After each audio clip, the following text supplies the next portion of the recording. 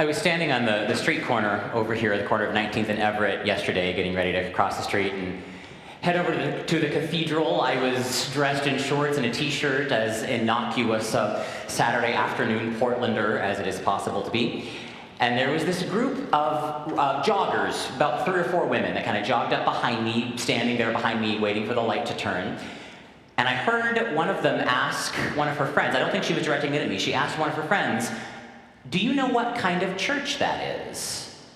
I assumed she was referring to Trinity. We were standing right across the street, so I pulled my best Gladys Kravitz and I pricked up my ears, thinking I might hear a little bit of neighborhood gossip. What do they think of us? They don't know the dean is standing right here.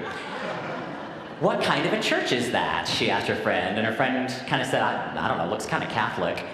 And there was a muffled exchange that I couldn't quite make out. Then a light changed. We crossed the street together. The women were jogging, so they bypassed me, went on past the cathedral. I could see them kind of look over as they passed our front and comment on it.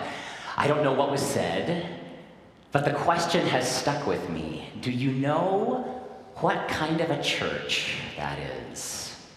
And I wondered how they would have read and understood what they saw as they jogged past us on a Saturday afternoon in June. Rainbow-colored steps leading up to decorously faded red doors, woefully in need of repair. We're working on that. A group of people gathered under a black awning in front of the sign, waiting in line to choose enough calories for themselves to get through the day, maybe pick up some necessary toiletry items at the food pantry. They would have seen people hanging out in the courtyard under trees, napping on benches. They would have seen the detritus of several people's lunch left out on the front steps. It is not always elegant. It's not often pretty, and sometimes the offerings are a little more troubling. They may have seen discarded needles in the planters, or a pile of feces that you hope belonged to a dog. Trinity's incredible sexton team works long hours to pick up the debris, the trash, to keep our campus clean, but they are fighting a losing battle. As soon as you clean one thing up, 5 more things land. We are more aware than ever of the drug use, the severe mental health issues that are arriving on the cathedral campus every single day of the week. It is unsettling and angering to many of our neighbors, and is gradually but inexorably shifting an open and welcoming, hospitality-centered approach to one of gatekeeping and security and patrol.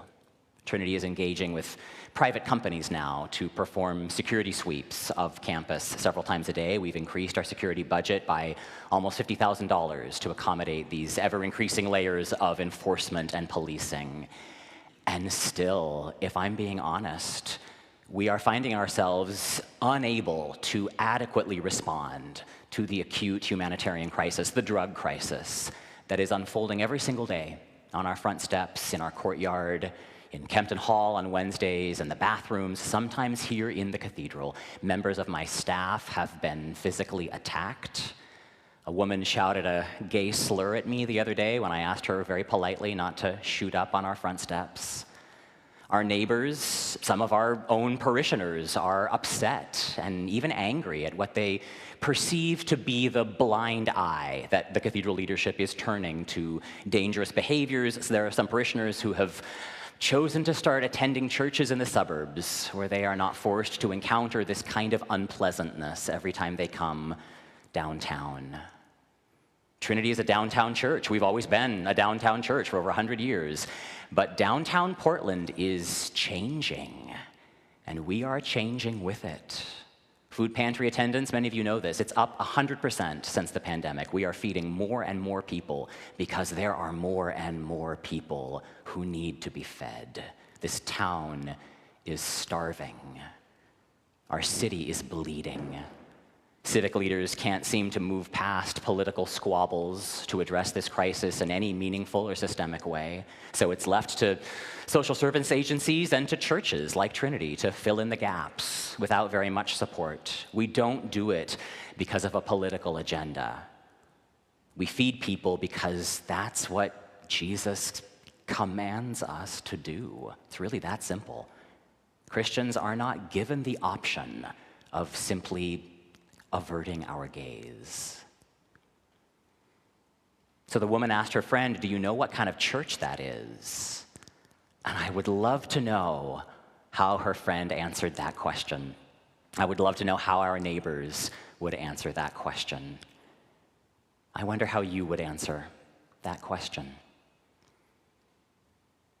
In Mark's gospel, Jesus encounters this unnamed woman, an anonymous woman who has been suffering from a hemorrhage of blood, he says, for 12 years. The gospel writer doesn't give us very much information about the woman's diagnosis. Sometimes it's understood to be menstrual issues, maybe complications from a pregnancy. None of that is explicit in the text. What Mark does tell us is compelling, though, and frankly, heartbreaking. Mark says she had endured much under many physicians. She had spent everything that she had, and she was no better, but rather grew worse.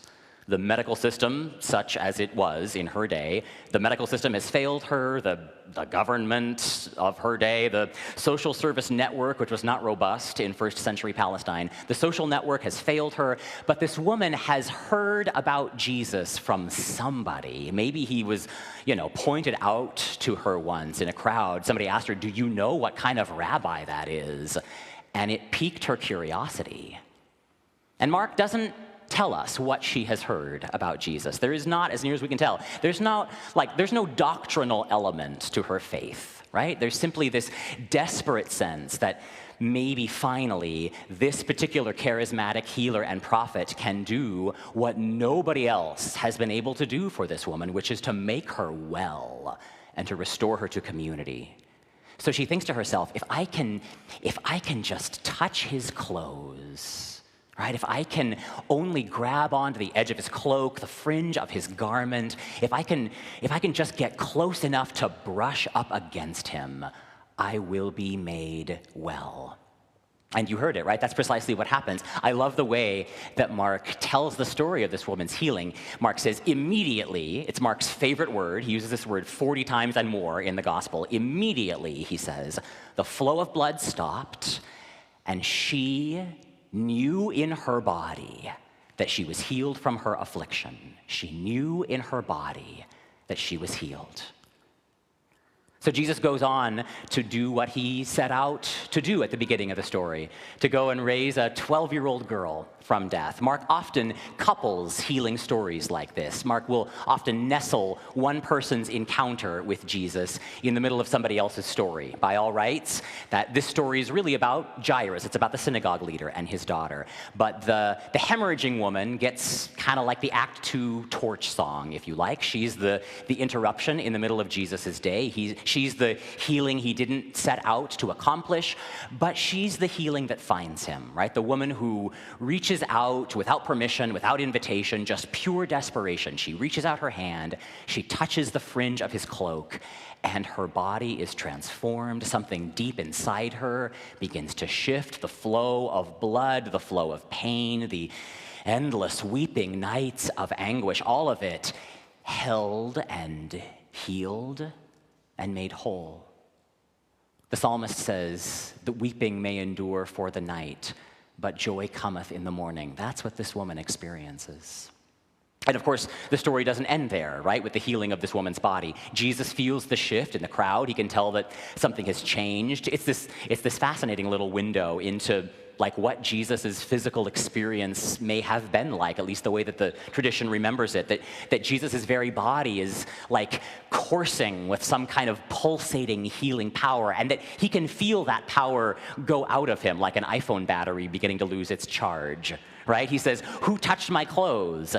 And they're like, "Dude, you are surrounded by hundreds of people. Everybody is touching your clothes." But that's not what he means, right? And the woman, she knows what he means. So shamefacedly, she steps forward. Mark says, with fear and trembling, the woman fell down before him. She told him the whole truth. And Jesus says to her, "Daughter, your faith has made you well. Go in peace and be healed of your disease. Your faith has made you well."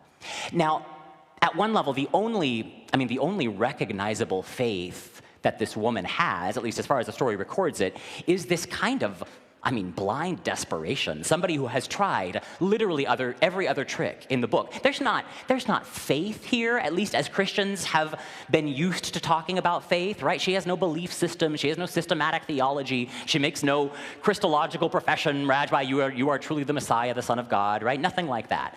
She has, at one level, she has no beliefs other than the thinnest of threads. Maybe this guy can help me.